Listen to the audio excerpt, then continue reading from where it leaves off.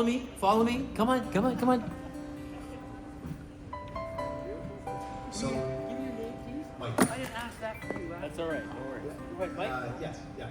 Kind of piggybacking off what Carlos was saying about privately owned campgrounds.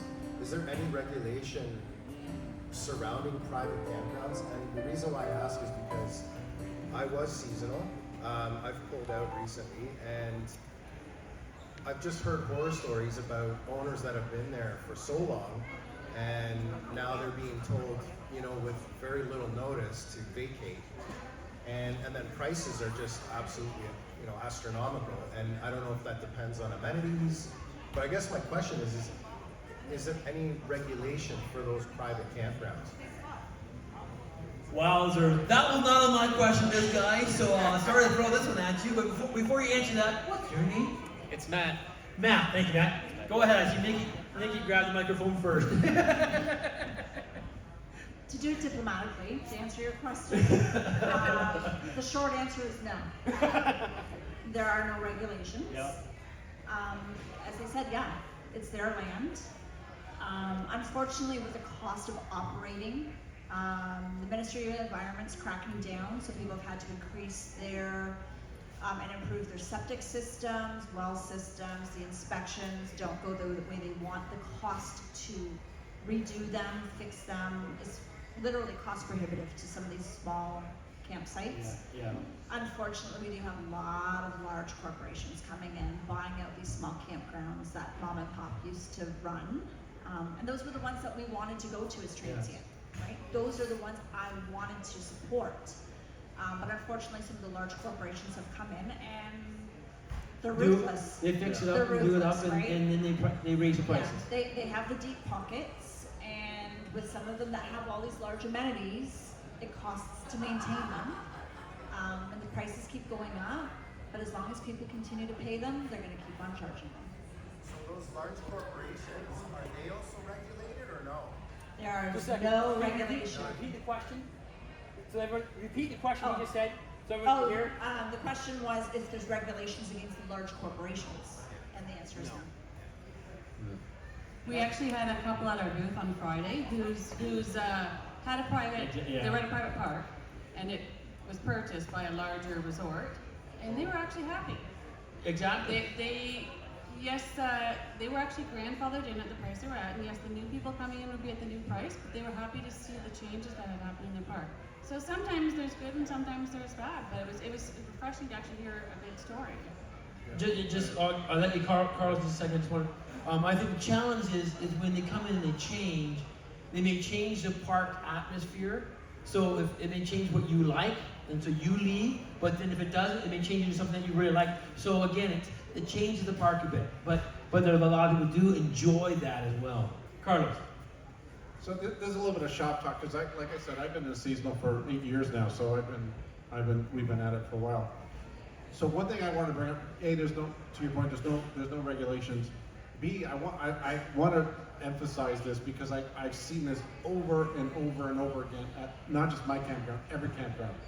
People, when it comes to upgrades, okay, your trailer, you know what? You can take it with you, right? So if they say we're going to kick you out, fine. You can take your trailer, but things that are on your site that you're building, like, I'm not saying don't do it or do it. I'm saying think about it because what you're putting on the property is enhancing the value of their campground and not necessarily helping you. Yes, you're putting a deck of stairs on the campground. You're putting a dock, but if you're asked to pull out or if you're moving out, that's going to be really hard to take with you. Yeah. So think about it. You know what? It's not your house. It's not your apartment. It's not, just think about it before you drop all that money there. Excellent statement, Carlos, because that's one thing we don't really think a lot about when you're seasonal. You go on to seasonal sites and you see these beautiful places. It's hard sometimes, but to make sure that the campground is solid and safe and the people are going to keep you there. Like at our campground, she invites us every year, and if you had a problem with something and she doesn't give you an invitation to come back, you don't come back. And again, at the ORVO site on Thursday, we had about a whole campground, about 10, 15 people come by, and the sad part of it was the owner had passed away just in December. The kids don't want to run it, so the estate is taking over, selling it, and they have to move the trailers out. Now, a lot of them have trailers 10, 15, 20 years old, so they're having a really hard time finding any sites. So, anybody on ORVO, anybody out there who knows, I'm going to put a plug in for them. If you know of anybody and any seasonal sites that do allow 10-year-olds or older exceptional or make exceptions, please put it out on ORVO and those guys can find out. Ellen has a question, statement too. No, actually, to Carlos's point, we actually planned our site that way. We bought a used deck that had been from a previous site, and it had 4x4 sections of deck. So we brought it from Facebook Marketplace, brought it to us, and we put it together. Now we also have a 10x10 gazebo deck, which we put on these massive casters because we've moved it around a couple times. Went to Home Depot and got these. Yeah, they were really big casters, and I can raise them up. So when I raise the deck up off on blocks, it raises the legs up, and I can put them down, and I can pull it around. But when we move sites, we can just compartmentalize our deck, put it back on, uncompartmentalize it, put it back onto a truck, and take it away. Yeah. So it's 4x4 sections. Now with the gazebo, we have moved it a couple times, and if we do move, and if we sell our site and move into one of the sites where we can pull in and back out again, we might just hook it up to the trailer and pull it with us to the other site, because it'll be in the same campground. So I mean, there's that option of portability, but you always think of these things in mind, because if I have moved my full deck as a 20x30 before, and I did take a flatbed, but I mean, sometimes you can buy them used at campgrounds too. I mean, there's other options, but always plan. Yeah. Plan just in case. Yeah. Thank you very much, Mike, right? Excellent question. Yeah, really good question. Let's pop over to, are you good, Carlos? You didn't have anything else? I just had one thing. So, because this is something that I've thought about a lot. Basically, to summarize, if you can't take it with you, really think about it. Good point. Last thing you want is to make, sorry, I know there's a lot of campgrounds here, a campground rich, and then you're out the investment. Good point. We actually, from our campsite, we had a number of people who moved over to our campsite when their campsite kind of closed down, and actually one guy was just finished his deck, and the next week they said you're out. They didn't even tell him. So yeah, that's a really good point. Sad part is, there is no regulation. It would be nice if the government would come and do some regulation. But there's also a whole lot of really good campsites out there, a lot of good camp owners out there who do a really good job, who really who do respect us as campers. Yes, there's some horror stories, but all four of us have great stories from our campsites, and I'm sure anybody out here seasonal can come up here and share their fun stories as well.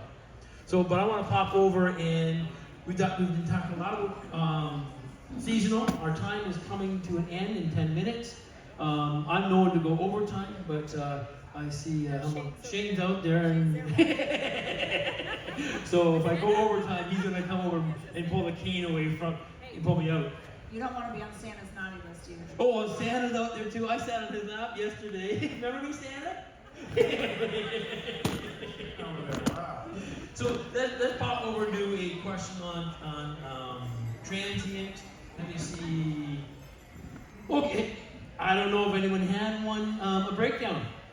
Transients have breakdowns. Anyone here have a breakdown when they were out there on the road? Yes and no. We were in a park, and our motorhome would not start.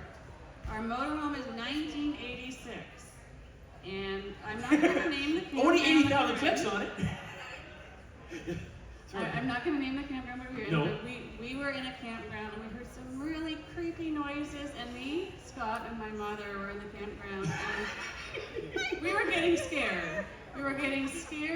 And we're like, we can't stay here. We left a little early because we left at 9:30 at night, and this is the time that our truck decided not to start. Our 1986 motorhome did not start. So after seeing lots of black smoke come out the tailpipe, Which never did before. And praying really hard that it would start, it finally started, and we got out of there. I know three grown adults, big chickens, but there were some really creepy noises. I just had. Well, there's a history of the camp. There was Previous to the new owners, there was some. There was some occult, scary things that had happened at that campground. So, anyways, Yeah. but no, not a minute. But it. Yeah, so we didn't have a breakdown, but by the grace of God, we didn't have to worry about anything. We just prayed and got going again. May not work for you, but it did for us. Yeah. How about you, Nick? Did you guys ever have a breakdown? I can see that look that maybe they did. She has a new trailer, so it's Well, probably they new truck to pulled go along it with a truck though, right? I So. know. Yeah. We haven't had a breakdown where we can't go anywhere. Right. Well, yeah, like all season last year, we had issues with our leveling system. Right. So that kept on breaking out, and we wouldn't level, and we couldn't level, and then we brought a level and did it manually. And then we just kind of, at the end of the season, said, forget it, we're just gonna live with this sucker the way that it is. Right. Went into the dealership, they tried to do everything. Finally, they have fixed it. And that's part of why we were looking at seasonal, because I didn't have to move the sucker and worry about whether my levelers were gonna work. Yeah.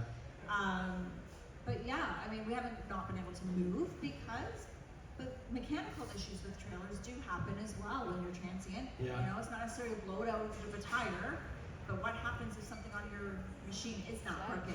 I would actually think that transients would have a greater mechanical failure because they're moving it all the time. If it's not anything going up and down the road is going to have issues. So on that note, is there any suggestions? Again, I'm throwing this one. This is not on the list that I gave you guys. Any suggestions maybe you can give to help prevent maintenance issues down the road?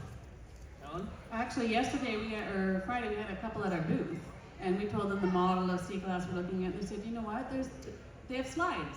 If you're going to be doing that much transient, be careful because the slides sometimes don't work. They don't come Jam in. up, yeah. And we've seen horror stories of people who couldn't get their slides in. So I mean, if you're going to do that, maybe you should get something a little bit newer. You know, it's under warranty. Yeah. And Carlos, do you have something to say? Well, I mean, we're not transient yet, but we'd like to. But one thing that I will definitely get is I will get a good roadside assistance package. Thank you. That's kind of what I was looking for I'll something. also bring along a first aid kit. Yeah. I'll bring along something. We were just talking about it with another ORVO member today, and planning some publicity around this as well. A weather kit. What happens if you get stuck? You know, bringing things like candles. Yeah. You know, Blanket, whatever. You know, because I'm sorry, but also I think really important for that is flares or triangles, so that if you do have a breakdown, you can put them out on the road, and do a little bit of research.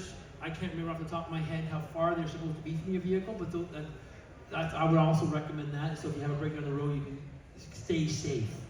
a pet first aid kit. If you bring in, a lot of people bring along their dog. We have 2 dogs, so you know what, they may get sick. Yeah. You know what, or also a list of contact numbers if you emergency contact numbers. You know, make sure you have your ID with you, which is basic, but some people forget it. We have cell phones now. Many years ago, before cell phones existed, some of you may remember those days. I do as well. I know you think I'm a lot younger than I look. I am, but I remember a CB. We had a breakdown once a long time ago driving through the States, and I should know we didn't have a breakdown. We got caught in traffic. Traffic was dead stop. I pulled up this, and on the CB, I heard the truckers telling what's going on. There was a car fire, and so we got out of our trailer, opened up the door, and started having our lunch. And people were coming. We started feeding people lunch. It was great. It was a great. We were RVing in the middle of the road. It was fun. You're boondocking. I'm boondocking in the road. Yeah. Well, actually, one quick thing. One person brought up today, I thought it was a really good idea, because cell phones don't work all the time. Bring a weather radio. Good, yeah, good point. Yeah, you're right. And cell phones, especially if you're going off grid or going up north, your cell phone might not work. So yeah, a CB or a weather radio, that's good choice. You can still use CBs. Ellen, I think you had a comment to make. Actually, just because Carlos mentioned pets in the pet emergency kit, I think that's a great idea. We actually have a dog that's allergic to grass. Yeah, too. So And we go make sure camping. you bring your medications and any salves and everything else too. That I never even thought to pack an emergency kit for vets. That's a great idea. Or for dogs. As you know, I'm not a transient traveler yet, but I learned all this on ORVO. Like, you know, I'm ready, we're ready to travel because I'm seasonal, but I learned the transient way of life through other members at ORVO. Excellent. And where can you find ORVO? Well, we're on Facebook and we have them on our cards. All you have to do is just scan and join our group. We have Facebook as our primary vehicle, but we Yeah. also have other platforms. So you can find us on Facebook. If you're not part of ORVO, come and get one of our cards. When people ask me where do you find ORVO, I always say wherever there's RV owners, there is ORVO.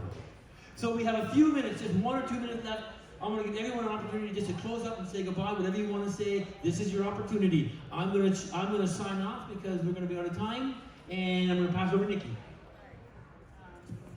Probably my biggest one to anybody who's out there thinking, do I want to do camping? Do I want to get into it? Do I not? It's not me. I am the least camping person. Honestly, I like my air conditioner. I like my shower. Don't let that dissuade you. I never thought I would love it the way that I do, and I want to go more than what we have been. So if you're ever hesitant about, is this my way of life? The only regret you'll have is not doing that. And we thank you for becoming an administrator on ORVO and doing so much for us. Thank you so much, Nikki. Yes, exactly. Without Nikki, we would be lost. But I'm going to take the opposite view of Nikki with regards to, we just started boondocking and it gives us almost no limits. So Yeah. if you can go without power, without water, or bring a generator and limit the amount of water you have, or use the water in your vehicle or in your trailer with a pump, it gives you no boundaries. I mean, you can groundland camp, you can boondock, you can pull over the side of the rest stop. Go on a you farmer's can- field. Farmer's field. It's not like the one that we did when I was a teenager. But I mean, you have no boundaries. It's wonderful. It's a whole other way of life. Thank you. I would say, I love stories where people start in tent trailers and they graduate, like you have a 20-footer. You know what, like, my advice is don't get caught up in all the marketing spiel. There's lots of nice new trailers here, right? Seasonal, transient. Just get out there and do it. Regardless, the nature is out there. You know, if you're just enjoy it. Like, just pick something, get out there and do it. We have short summers. Get out there and do it. Pick something, try it. You know what? If you don't like it, sell it. You don't like where you're at, leave, go somewhere else. There's lots of options. Thank you very much, guys, and thank you all for listening to us. Thank you, everyone.